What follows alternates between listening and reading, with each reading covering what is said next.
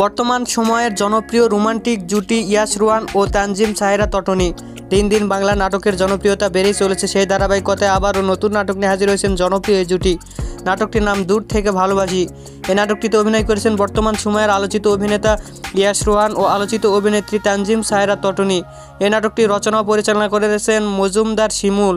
নাটকটি খুব শীঘ্রই আগামী 14 ফেব্রুয়ারি ভালোবাসা দিবস উপলক্ষে KS এন্টারটেইনমেন্টের ইউটিউব চ্যানেলে প্রকাশিত হবে। আপনারা দেখতে চাইলে অবশ্যই KS এন্টারটেইনমেন্টের ইউটিউব চ্যানেলে চোখ রাখুন এবং নিয়মিত নতুন নতুন নাটকের আপডেট পেতে হলে অবশ্যই চ্যানেলটিকে সাবস্ক্রাইব করে রাখুন। পরবর্তী ভিডিওর জন্য অপেক্ষা করুন।